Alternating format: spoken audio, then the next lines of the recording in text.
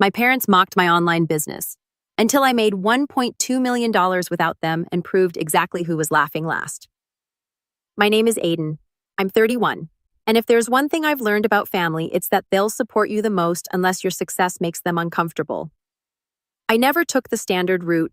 While the majority of my relatives were away at university studying law, medicine, or whatever else would get them a LinkedIn badge and parental bragging rights, I was holed up in my childhood bedroom, creating an e-commerce brand out of thin air.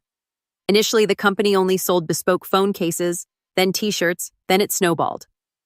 While they were submitting resumes and praying for internships, I was doing taxes for an LLC and managing 6 figures of merchandise. But according to my mother, I was still between jobs. That's how I was presented at weddings and reunions. This is Aiden, he's figuring things out. But boy, as if my company didn't exist until someone in a suit claimed it did. The graduation celebration that broke the camel's back was for Sophia, my cousin. She was 23, had just graduated from a prominent institution with a degree in international relations, and was the family's golden girl. You know, the type class president knows 3 languages, volunteers at shelters, and somehow looks like a Disney princess in every shot. Growing up, I never had any problems with her, to be honest. We were civil, not particularly close, but yet not antagonistic. But Sophia always had this air about her as if she wanted everyone to clap at the end of each phrase. Her parents, my aunt and uncle, fueled it. Every minor accomplishment was celebrated with a party, a framed award, a group SMS, and a Facebook album titled Sophia's Big Moment. When I received the invitation to her graduation celebration, I knew what to expect. A catered outdoor affair at their suburban home complete with string lights, champagne, and an exorbitant tent rental. What I didn't foresee was the role I would be assigned.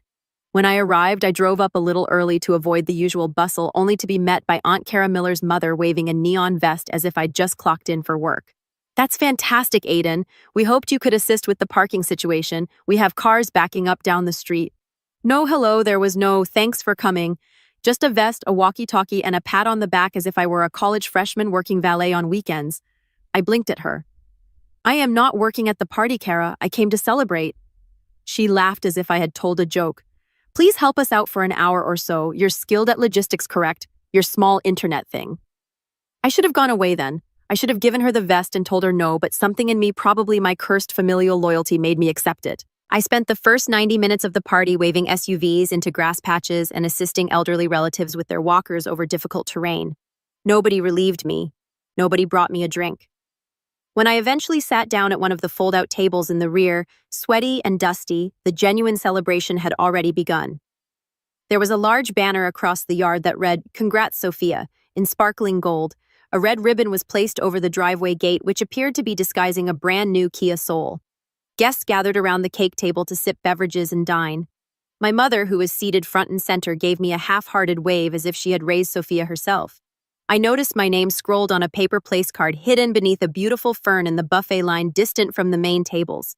Sophia was shining. She wore a white outfit that reflected light with every movement, and she moved from table to table as if she were running for office. When a microphone was delivered to her, she tapped it dramatically before laughing. "I just wanted to thank everyone for coming," she said, raising her champagne flute. "It means so much to be surrounded by people who value hard work and real education, especially in a time where it's so easy to get distracted by online hobbies." She smiled straight at me. The pause was intentional, the delivery was razor sharp. And how did they react? Laughter, actual laughing. My uncle snorted. My cousin. Jason spit out a sip from his drink. Even my mother gave a tight, ashamed smile, as if she had been caught trying not to laugh, but couldn't stop herself. I felt heat rising up my neck. I glanced at the condensation pouring down my untouched drink, trying not to react. Not yet. Sophia continued, oblivious or perhaps just brave. "Some of us spent 4 years pursuing a degree that signifies something. Sorry, not sorry." More laughs. She clinked glasses with a few close guests before returning the microphone like a teen drama drop the mic scene. My mother looked across at me, gave a slight shrug, and said, "She didn't mean it."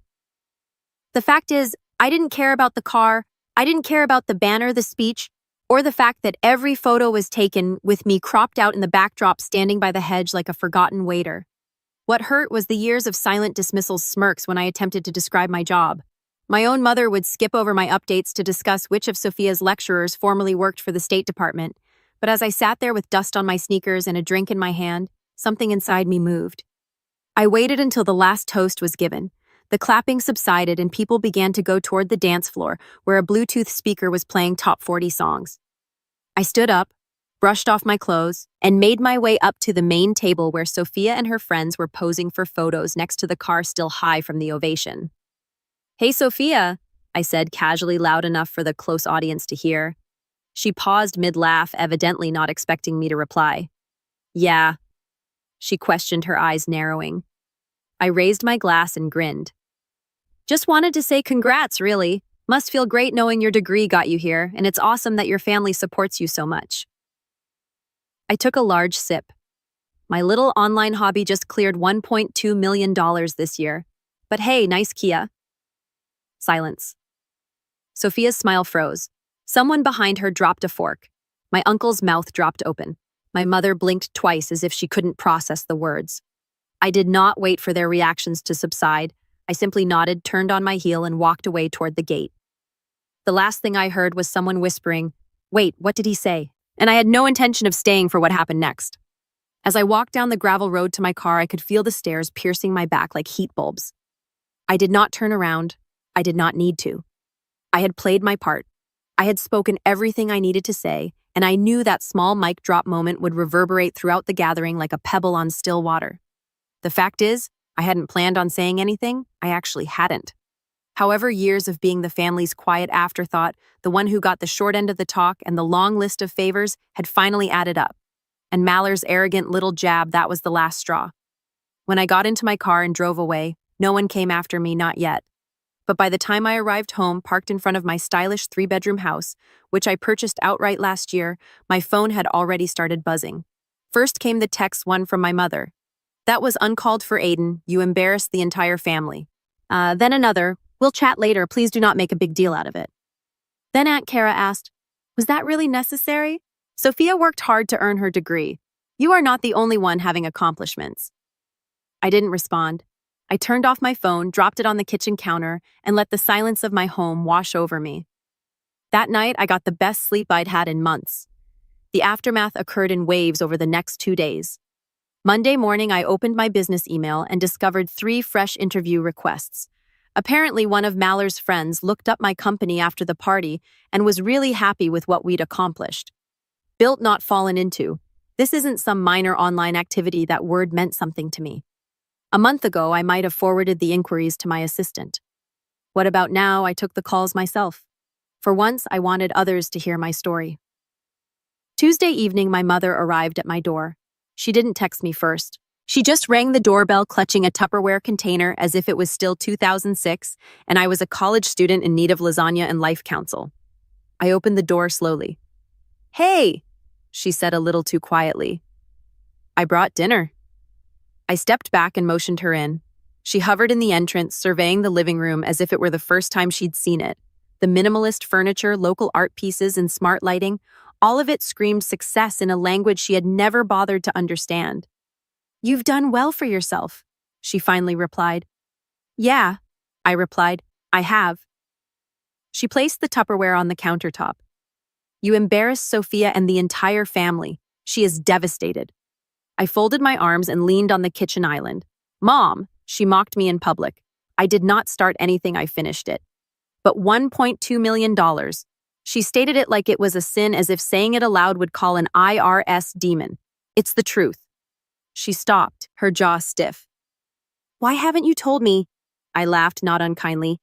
"I did. You simply never wanted to hear it. You like the version of myself that needed assistance that fits into your tiny story. Aiden the dropout is still trying to figure things out. You could pity me, but I stopped needing it a long time ago." She sat down hard as if my words had knocked the wind out of her. "I wasn't trying to pity you," she added quietly. "No," I asked. "So why was Sophia always so motivated while I was just the kid who made stickers in his room?" She did not have an explanation for that. Instead, she explained, "Sophia is looking for work, you know. Nothing has come through yet." I grinned tightly. So the actual degree didn't open every door after all. That earned me a scowl. "Don't be cruel." "I am not. I'm just tired of pretending I have not earned a place in this household." She stood up and brushed phantom crumbs from her blouse. She wants to apologize, she muttered.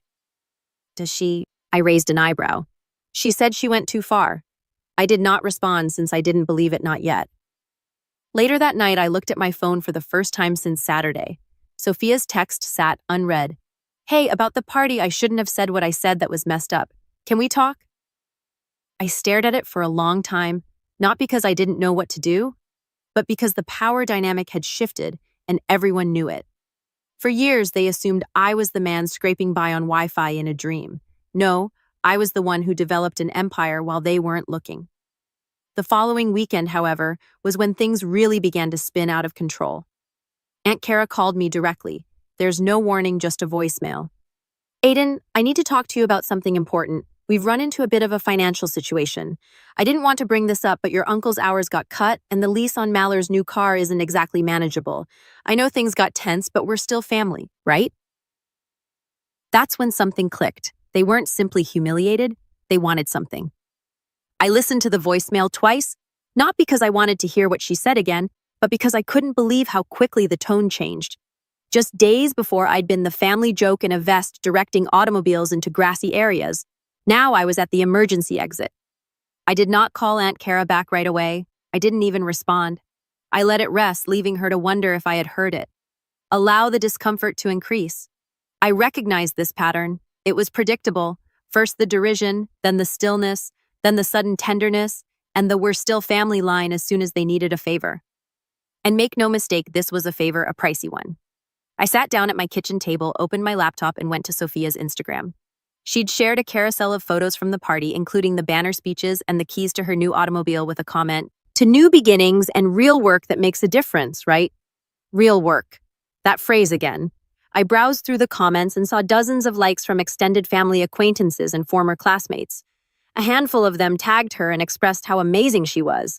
One of them even said, "Can't wait to work with you at the embassy." That made me smirk. I knew Sophia hadn't received a single job offer, not because she told me, but because my mother had accidentally let it slip while half defending her in my kitchen. The girl who toasted to genuine degrees and derided internet hobbies was now 3 months into post-graduation unemployment and plainly stressed out. Still, I had no plans to do anything. I wasn't looking for blood, not yet. Then came the second call. This one came from my uncle. Aiden, hello? I just wanted to clarify the air. You know we love you, always have. What about the whole party thing? Just a little playful taunting. Sophia has a great sense of humor, doesn't she? She takes after her father. He grinned nervously. Kara mentioned the lease and left you a message. We're simply a touch tight this month. It would be very appreciated if you could float us the first few installments to keep things running smoothly while Sophia settles in. I mean, you did say your business was going great, right? I sat there in startled stillness, clutching my phone like a live grenade. The arrogance was nearly artistic. There was no mention of the years I had spent quietly footing costs for birthday gifts, Christmas feasts, or family emergencies while they offered me folding chairs and backhanded compliments. There was not a single acknowledgement that Sophia's words were cruel, not mocking or humorous or a joke. No apologies, just more entitlement. Simply more of the same. That's when I opened the spreadsheet I'd saved for years. Not excessively, just be methodical. Every dollar I'd ever given or spent on this family, from the $300 I loaned Jason for textbooks, which he never paid back, to the $2,000 I lent Kara and her husband when their roof began leaking 2 winters ago. I had been guilted into doing every favor I paid, every bill quietly, to keep the peace. What is the grand total? $42,860. $42,860, not including interest, not including emotional labor, not to mention the way they made me feel like a glorified piggy bank with no actual accomplishments. I looked at the number for a long time, then I took a big breath and began crafting a note for Sophia. Hey, got your text, been thinking about it. Appreciate the apology, but I've been thinking maybe it's time for some clarity for everyone's sake. You're right, by the way, you did work hard. I just don't think that justifies mocking other people's success, especially when you don't fully understand it. But more than that, I'm realizing that I've spent years investing in this family financially and emotionally, and all I've gotten in return is dismissiveness. I know I read it twice. No venom there, is no gloating, it's just a line in the sand. Then I forwarded a variation of that communication to my uncle, aunt, and more delicately, my mother. She called right away. Aiden, can we discuss this? You cannot just, yes. I interrupted calmly and clearly. I can, and I just did. There was a pause at the other end of the line. For the first time, she did not have a script. I didn't know what to say. Did you really earn more than $1 million last year? Yes. How? You never asked. Another prolonged stillness. What do you want us to do? She asked, her voice low. And that question stayed with me for a moment because that was the point, wasn't it? I did not want them to do anything. I just wanted them to stop expecting me to handle everything. I abruptly ended the call, not out of spite, but because I didn't feel obligated to perform for anyone. The mask was off, the bank was closed. The family's joke had finally been told. Sophia had not responded to my mail for 2 days. I assumed she was either stewing, preparing a faux gracious response, or too humiliated to say anything at all. I honestly didn't care. I had spoken my piece. The weight that had been resting on my chest for years, guilt, obligation, the continual sense of being seen but never valued, was finally lifted. For the first time in forever, I felt light. Then on the third day, I received a calendar invitation, subject, Coffee by Sophia Summers, time, Saturday at 10 a.m. Cafe Alder is located downtown. I stared at it for a moment, trying to decide whether to decline, but a part of me was curious. I accepted not because I expected a heartfelt apology, but because I wanted to see her in the eyes and discover what, if anything, was genuine beneath all of her polished superiority. Saturday morning rolled around. It's gray and rainy. I thought it was fitting. I arrived 10 minutes early and got a black coffee with no frills or distractions. She arrived 5 minutes late, dressed in a cream blazer heels and a countenance full of well-managed humility. Even amid the rain, Sophia dressed as if she expected to be in the spotlight. Aiden, she murmured with a little smile as she took the seat across from me. Thank you for coming. I didn't expect you to show, I said quietly. Neither did I, she said. But here we are. We sat in silence for a beat. She stirred her cappuccino as if it were an art project. I read your message, she finally replied twice. Okay. And you're right. I raised an eyebrow. I was awful, she said. Not only at the party for years I made fun of your work because I didn't comprehend it, and to be honest, I was jealous. This caught me by surprise. Jealous? I echoed. Yeah, she replied, not meeting my gaze. You found your thing, you made it work. Meanwhile, I am sitting here with a shiny degree, no job prospects, and a car that my parents cannot afford. The joke I told at the party, it was less about you and more about me trying to feel better about my situation. I waited for her words to settle. I did not rush to forgive. I wasn't sure if I wanted to. I appreciate you saying that, I said slowly and deliberately. But that won't undo years of jabs of being treated as if I were less than by everyone, including my own mother. I know, she whispered. That is on me. And they, all of us. I nodded, my gaze locked on the rain pouring down the window beside us. Why did you actually ask me here, Sophia? She bit her lip. Not for money, I swear.